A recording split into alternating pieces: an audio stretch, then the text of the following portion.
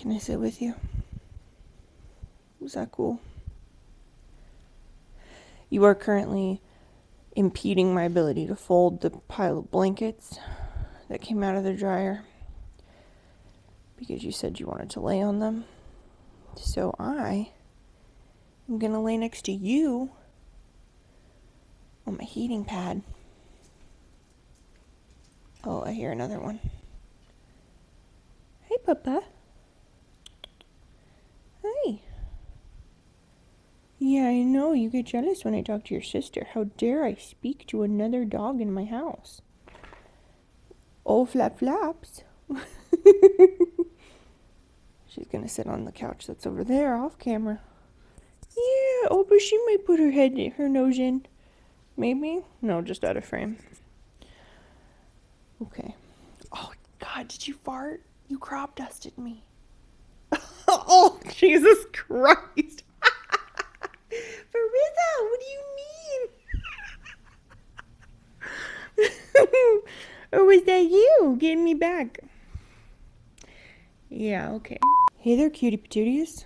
So, this is what it is. I don't actually have a cone head. I have my little top knot. But inside the hoodie, it does give me cone head vibes. And honestly, I'm not mad about it. It holds the hood up to a nice height, you know. November's been freaking wild, bruh. So 2 weeks ago, I woke up with what felt like just a normal little spot right here on my forehead. Tiny little spot. Felt like one of those pimples that instead of like showing up with an actual little like head, you know, little circular head that's like, if you mess with me, you could potentially like pop, content warning, and get stuff out of it or whatever. But sometimes you have one of those pimples that shows up and it doesn't have a head and it's literally just a bump and it's sore to the touch and it's tender and it's like under the skin and it's just a little bump under the skin and it's annoying. I haven't had one of those in a while, but I have had them in my life. So I have a tiny one show up just to the left of my eye, near my eyebrow. And I'm like, ugh, that's annoying. It's like right where I put my glasses on. So anytime I'm adjusting my glasses or if I'm trying to put my hair behind my ear, I'm like hitting it and it's like, ow, it kind of hurts. But then it's fine. That's like 2 Saturdays ago. Then I wake up on Sunday. And Sunday I'm like, ooh, that's not just a tiny pimple under the skin that's a little bit tender anymore. That's like a growth. It's about the size of a quarter and it's starting to hurt. And that seems strange because it didn't look like that when I went to bed. So I'm a little concerned that it's like a random cyst or like some kind of weird thing that has just shown up on my face. So I start researching like, okay, what kind of dermatologist can I get in to see tomorrow morning? Because if this is going to continue to grow, then I'm a little nervous what it's going to look like when I wake up on Monday. Monday morning, I wake up with the entire left side of my face fully inflamed, bloated, swollen, and my left eye completely swollen shut, can't even open it. Content warning, I'm going to talk about stuff growing in my face. And by stuff growing, I mean just like swelling. And I'm not showing you anything particularly bloody, but there was blood. There was a lot of blood, eventually. So just be aware. Mostly the photos I'm showing you are just the swelling of the one half of my face. So, you've been warned. Anywho, I wake up Monday. Whole left side of my face is now swollen. Eye is swollen shut. Can't open it to do anything. So I go to my partner in his office and I'm like, hi, you have to take me to my appointment now. Because I can no longer see to drive because I have one eyeball. And he looks at my face and he's like, oh. Turns back and is like, sorry guys, I gotta go. He works remote from home. So he tells the people he's in a meeting with that he's gotta go.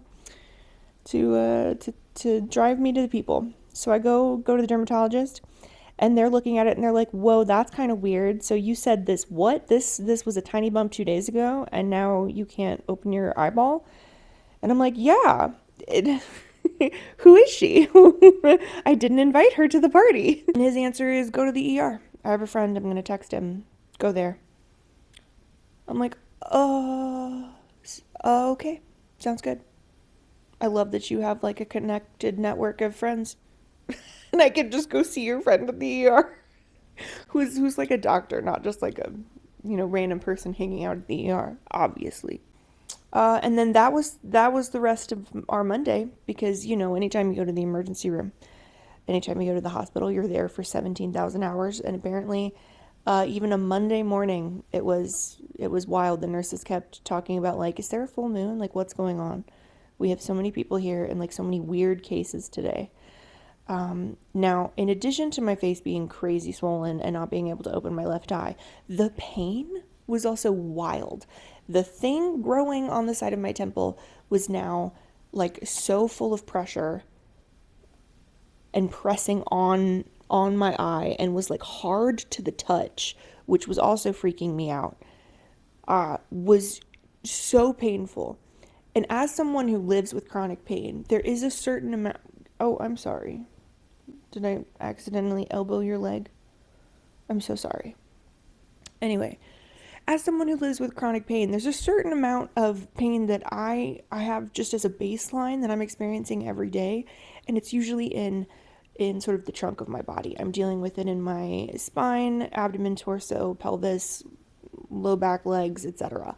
I'm not usually dealing with it like right on my face, right by my eyeball. So, this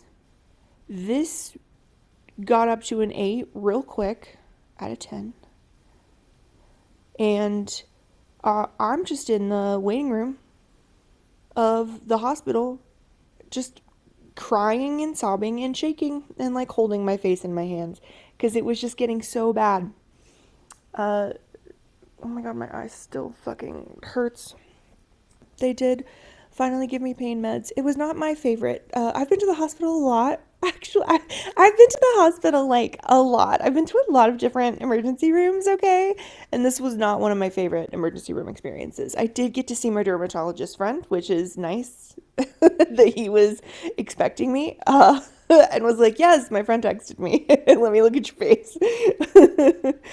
But they were a little like uncertain of like what this was. But the words that I was hearing were like potential cyst, though it doesn't look like it's behaving like one, because cysts usually don't just show up like this, are crazy hard to the touch, are that painful, and also swell the rest of your face out. So maybe it's some kind of infection. And if we're talking about infections, particularly ones that are painful and that swell your face like this, we might be talking about like bacterial infection. We might be talking about MRSA. We might be talking about staph. We might be talking about strep. And I'm sitting there going, I thought strep was strep throat and literally nothing else. I'm knowledgeable about a lot of medical stuff, but not every medical thing, right? I'm literally not a doctor. But apparently streptococcus is like a bacteria that can show up in other places of your body. Exciting. And staphylococcus, there's lots of different types of staph infections. I thought you got those in hospitals and they were like deadly and could kill you.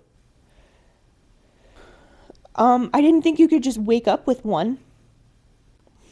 So I'm like, what can we find out what this is? And they're like, well, we're gonna try. But in terms of your pain levels and in terms of the swelling, we're going to just immediately put you on antibiotics. So we're going to save the cutting into you for later. I'm like, wow, that's okay. Very nice of you, I guess. Although I'm the person that, because I've dealt with so much medical chicanery in my existence as a human being on the planet, I'm like, no, cut me open, please. I want to know what this weirdness is.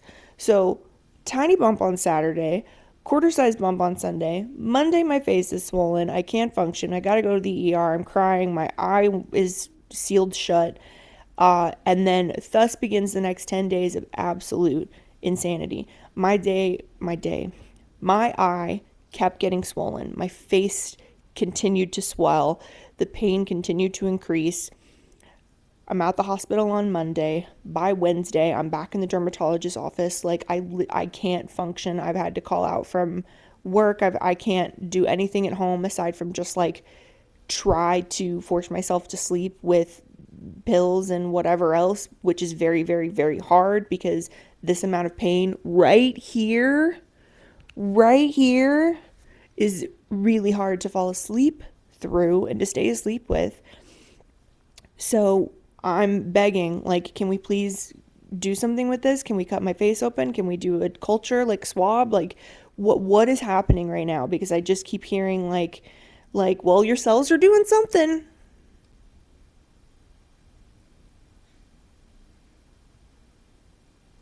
Yes, yes, indeed they are. Would love to know what. Anyway, he's like, okay, let's hang on for the biopsy. This is the dermatologist talking. He's like, the thing is, if I take a biopsy, you're going to be left with a scar on your face because we have this little tool that is like 4 millimeters round and it's like a little cookie cutter thing and it like sinks in and like clamps and scoops and you're going to have like a solid spherical like gash hole in your skin and it definitely leaves a scar and they're not always the most conclusive thing. So I'm trying to see if we can get the medication figured out first, which by the way was its own insanity because the hospital prescribes me antibiotics, a pill as well as well actually they don't do anything for me for pain, which is super cute. Um but Walgreens is like, oh yeah, your insurance like doesn't want to deal with this, so it's going to be $853.79. And no one just has that in their pocket lying around unless you are one of the billionaires ruining the entire ecosystem of the universe, right? I don't just have over $1,800 just in my pocket. So, uh, shout out to the amazing nurse practitioner at the dermatologist's office. Shout out to Stephanie because Stephanie was coming through for us because she was like calling the insurance. She's calling Walgreens. She's trying to figure out if there's a way we can get whatever going on. They gave me one dose of this antibiotic on Monday when I was at the hospital and I'm supposed to take it twice a day and I wasn't able to get it until 2 days later. And when you start antibiotics for something that's like this sort of swelling, something, it's potentially an infection, it's potentially a scary situation, especially if we're dealing with like staph, that sort of thing.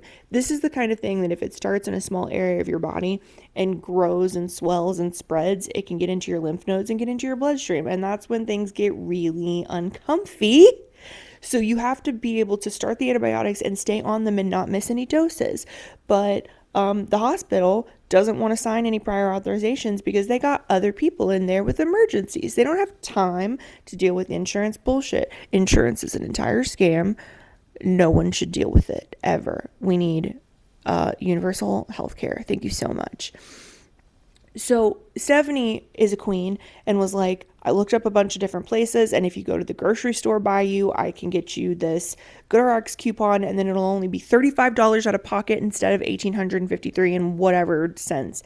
And I'm like, what do you mean? That same coupon at Walgreens only brought it down to $577 from the $1,853. But I go to the grocery store down the street and it brings it all the way down to 35. So what kind of chicanery is Walgreens pulling? What kind of shenanigans and absolute hooligan tomfoolery is Walgreens pulling that the same coupon that works at Walmart and that works at the Kroger and that works at wherever else is, they're all bringing it down to 35, but Walgreens, it only brings it down to 577. Are you kidding me? So we also might be boycotting Walgreens. Unclear. I'm definitely going to be changing my insurance. They're already on my shit list for not covering the sedation for when I had my spinal surgery a few weeks ago. Anyway, that's another story for another day. Stephanie's out the absolute goat. She manages to get it switched over. My partner is running around from pharmacy to grocery store trying to get my medicine. And because the hospital couldn't get it taken care of, we had to cancel the one from the hospital, and my dermatologist had to re-prescribe that same antibiotic and send it to a different place. And he also put in for an ointment that is antibiotical, topical as well, just so that we could cover all of our bases. And Stephanie, thanks, girl. You're the absolute queen. You managed to make it so that we could get it, but I was definitely well over 24 hours between when I had had my first dose at the ER by the time Tuesday night that we were able to get my prescriptions, but we were. And so I was just sitting on the couch with my heating pad with so much medicine in my body to try and help with the pain. And my eye is just swollen shut and I can't even put on my glasses. So like, it's not like I can just while away the hours by like watching television because I'm it's all blurry and I'm looking at it with one eye. So we're just sitting there with like eyes closed, listening to soundscapes and audiobooks. Except it also hurts to think. So I can't even really pay attention to anything that's going on. But finally he comes home and I'm able to start my antibiotic treatment. So then I go on Wednesday and I'm like, okay, we've got this, but the pain is still bad. I want to do a biopsy. I want to know what the F this is in my forehead. And that's when the fabulous dermatologist is like, okay, but can we wait? Can we wait? I just want to save you from like the pain of taking this massive chunk out of your flesh that's definitely going to leave a scar that may or may not be the most conclusive thing, because like this is kind of weird. This is not acting like other things I have seen. And I'm like, wow, I love being so special. I love being so special medically. I love when doctors tell me, I've never seen this before. I don't know how to treat this. It's so fun being so special. So he's like, come back tomorrow. Let me see tomorrow. Because if your swelling's not going to, like at this point, it's Wednesday. This started on Saturday morning. The swelling is so bad. This whole side of my face is just like chonked up. I'm starting to feel like Sloth from the Goonies. And I say that with so much love and affection because an absolute like icon of a character. But ow, it hurts in real life. And he's like, okay, come back tomorrow. If nothing has improved now that you've got the antibiotics in your system for at least like 24 to like 36 hours, like let's see if we need to do something. So I come in the next day and I'm like, it is so painful. The swelling is so bad. I feel like nothing is helping. Nothing is going on. It hasn't even been a week and I already want to decapitate myself. I want to take my own head off of my body. That's not normal. So he's like, you know what? Let me see if I can slice this thing open. And I'm like, sounds great. Are we doing a biopsy? He's like, no, I just want to slice it open and see if we can do anything? Question mark with it. So, they lay me on the table. Stephanie's there being an absolute queen, helping, trying to put as much numbing stuff in my face as she possibly can so I don't feel the razor blade. My partner is standing there and thankfully watched the whole thing because he was like, if you have to go through the pain of experiencing it, I can at least watch the procedure. And I'm like, sounds good to me, because they're telling me to close my eyes and not open them. So I would love to know what's going on to my body, what's actually happening. So, yeah, they take a straight up just like razor blade by itself and my doc just cuts into my head. Thankfully, I didn't feel most of it. Sometimes, if you live with chronic pain, you also have high tolerances for pain and numbing medications, meaning that they don't fucking work for you. And I definitely also know that I inherited that from my mom. It's a genetic thing where like anesthesia and topical pain stuff, local anesthetic, just like does fuck all. So there's a good part of it I didn't feel, but as he was cutting in deeper, I did feel the deeper layers. So like the superficial felt like kind of going to the dentist. It's that weird like balloony, rubbery sort of numb feeling. But we could feel the sharp edges the deeper he went. Anyway, so he slices open my face. This is the content warning.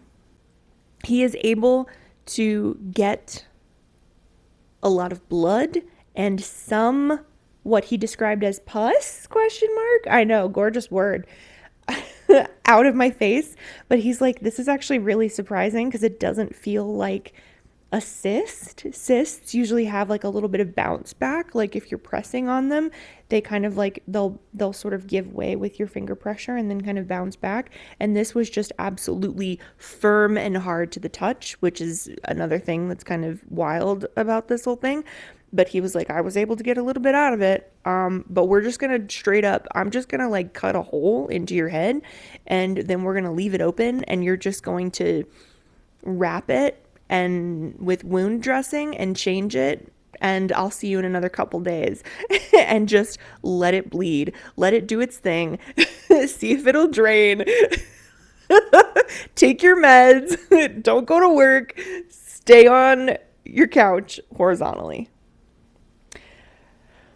Oh, friends, when I tell you that the anesthetic that did actually work when that started going off, they said it was supposed to last like 4 hours, and it was definitely 40 minutes maximum from the time that they did it in the office.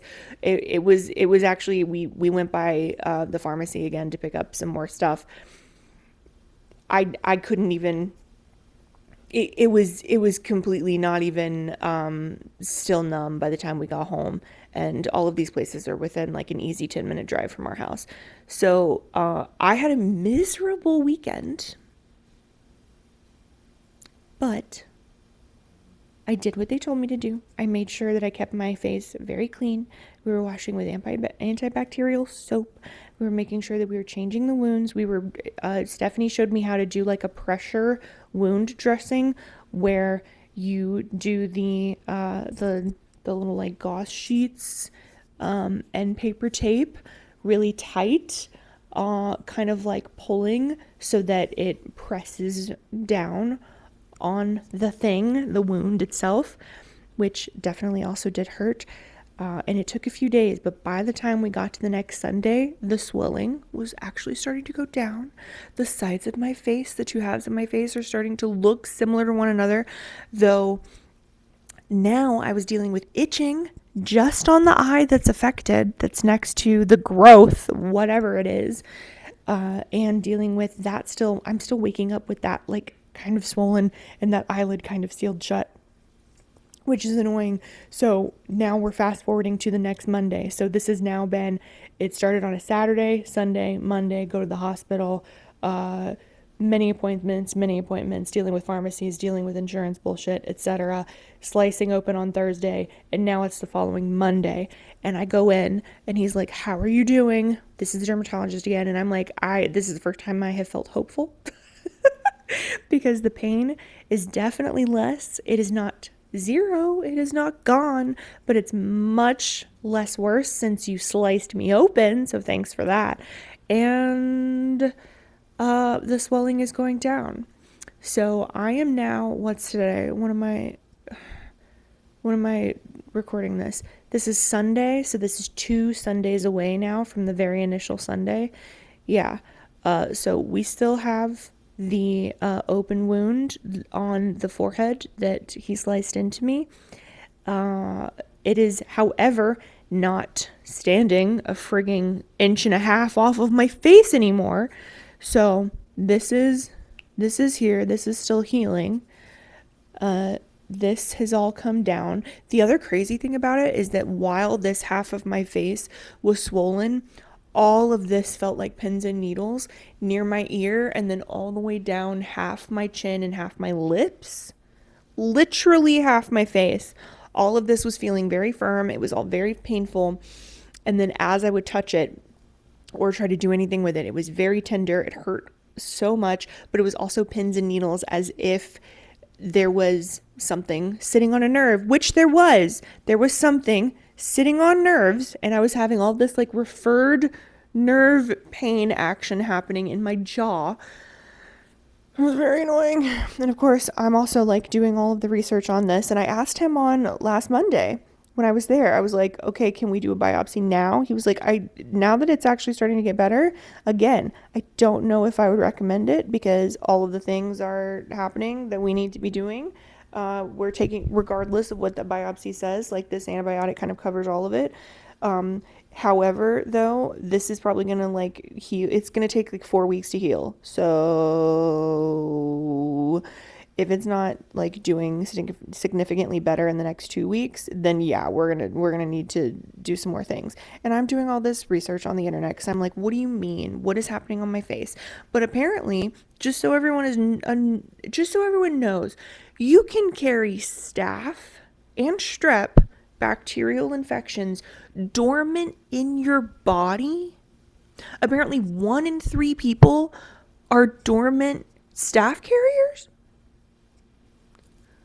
What the actual fuck? So it's very possible that I'm either a carrier or that I interacted with one in the last week. Unclear. Anyway, I'm doing okay now. I have my children. I have my bandages. I've got blankets galore. So just wanted to update you on the insanity. And I'm going to be wearing these for a little while. It's been a great November. Yeah, happy holidays. Wash your faces, wash your hands, clean under your fingernails. 1 in 3 people are dormant carriers of staph. So don't infect me. Thanks. Bye.